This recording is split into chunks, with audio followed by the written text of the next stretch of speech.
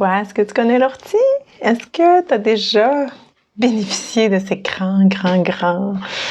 ces grandes, merveilleuses capacités?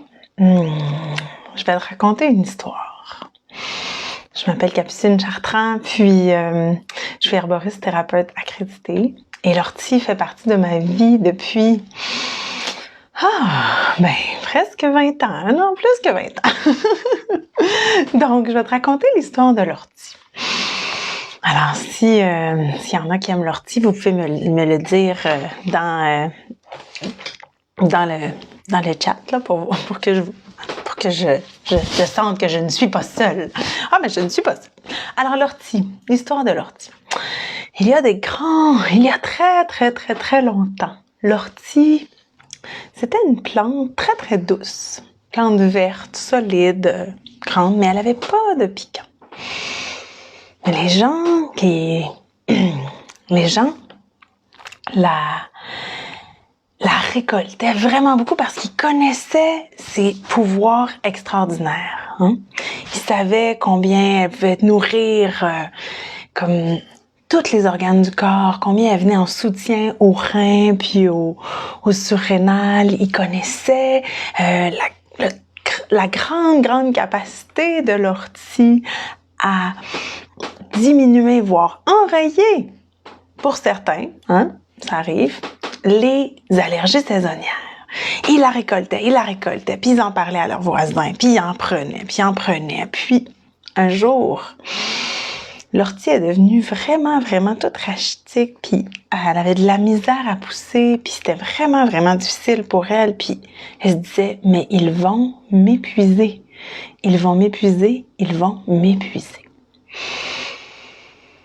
Alors, l'ortie a médité.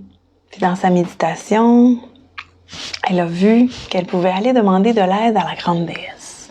La grande déesse, celle qui a créé la terre, qui prend soin de la nature. Donc, elle est allée voir la grande déesse.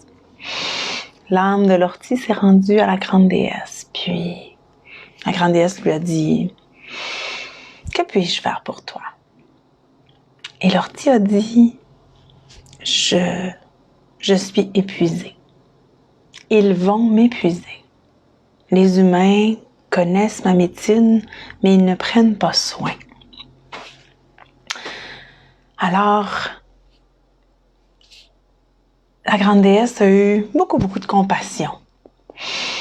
Parce qu'elle s'est dit, c'est vraiment important que ta médecine reste sur Terre. Alors, elle s'est dit, rentre chez toi, retourne dans ton habitat et je vais m'occuper de toi. La grande déesse a fait quelque chose de vraiment très joli. Et là, ce soir-là, fait tomber une pluie. Une petite pluie très fine. Et toutes les gouttes d'eau qui sont tombées sur les feuilles et la tige d'ortie, il y a des petits piquants qui sont sortis. Hein? On les connaît aujourd'hui, quand on connaît l'ortie, on sait que l'ortie, c'est urticant. Donc, il y a vraiment, quand on touche à l'ortie, ça crée un urticaire. Et ça a été sa façon de se protéger. Aujourd'hui, il y a plein de gens qui connaissent la médecine de l'ortie, mais ils savent qu'ils doivent faire attention à ce qu'ils font. Hein? Je vois là que Jacinthe nous a écrit qu'elle marchait pieds nus dans l'ortie. Donc elle avait marché pieds nus dans l'ortie sans savoir qu'est-ce que c'était. Oh, ça c'est apprendre l'ortie à la dure. Mais on peut vraiment comprendre l'ortie quand on s'assoit avec elle puis qu'on prend le temps de la cueillir. Moi, j'aime bien cueillir l'ortie à main nue, mais avec beaucoup de douceur et d'attention. Donc, de prendre par en dessous des têtes, lentement et sûrement. Et oui, ça va piquer mes doigts.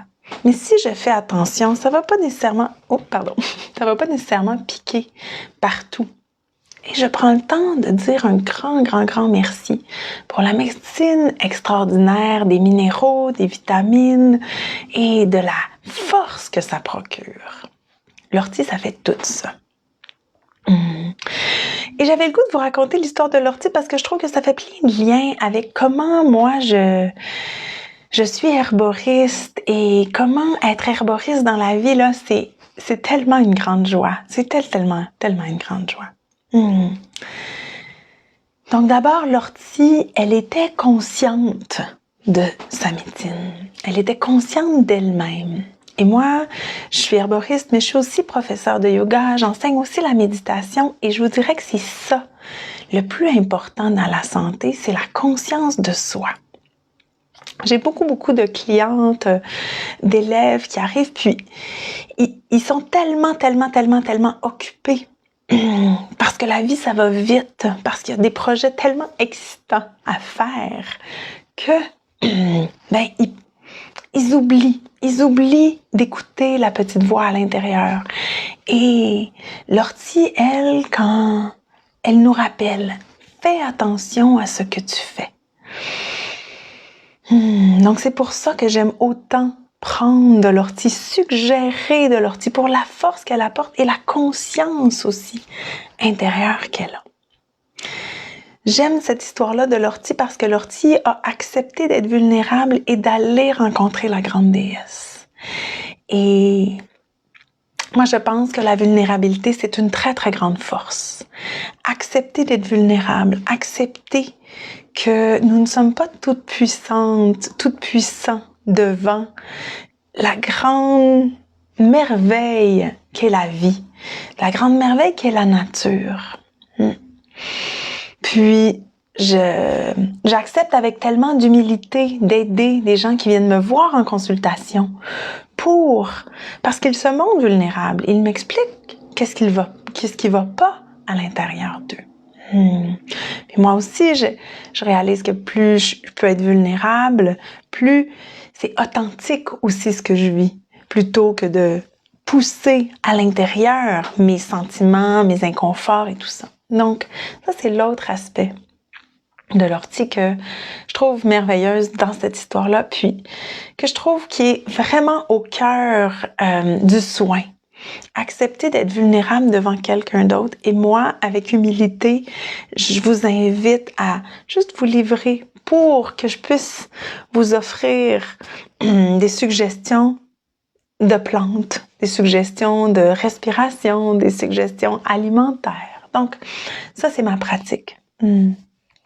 Puis, quand je suis devenue professeure de yoga, il y a un espace en moi qui s'est calmé, fondamentalement.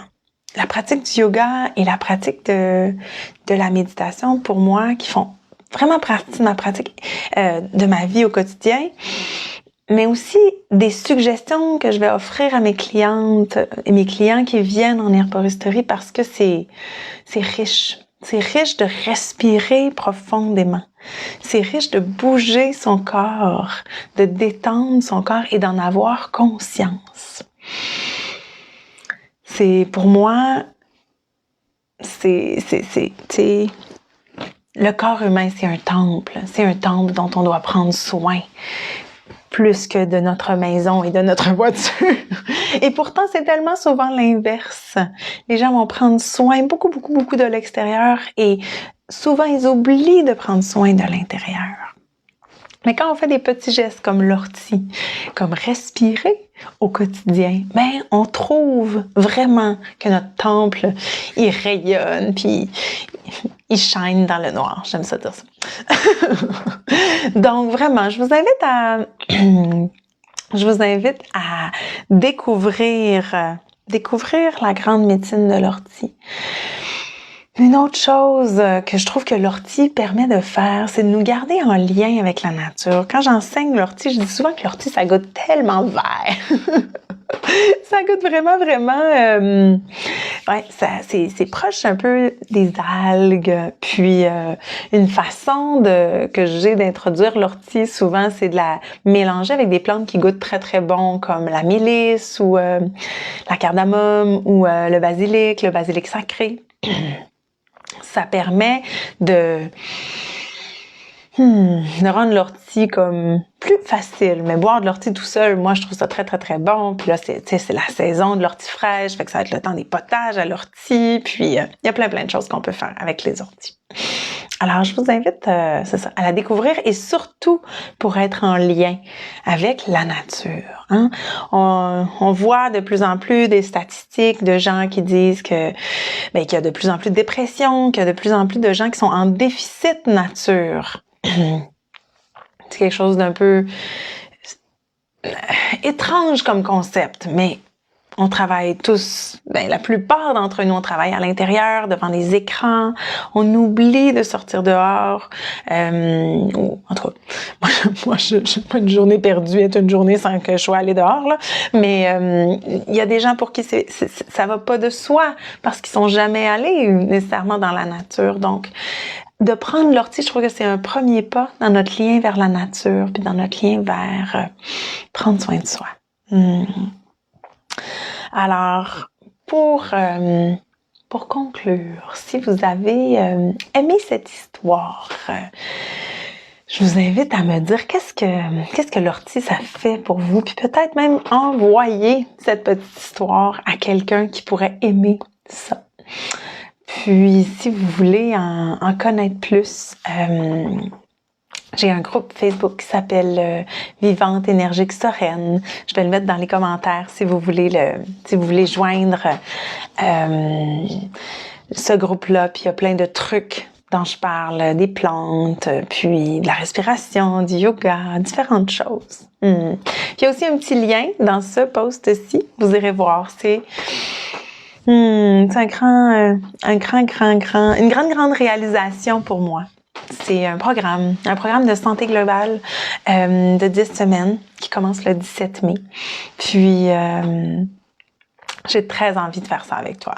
Donc, prends le temps d'aller voir, puis dis-moi ce que t'en penses. Donc, salut Jacinthe Morin, Jacinthe Fauché, André, il y a plein de monde, Caroline. Donc, merci d'avoir été là. Merci d'avoir écouté l'histoire de l'ortie. J'espère que vous aviez une belle petite tasse de tisane d'ortie. Sinon, vous pouvez aller vous en faire. Si vous vous demandez où est-ce qu'on trouve ça de l'ortie, de l'ortie séchée, vous allez en trouver dans les magasins d'alimentation naturelle.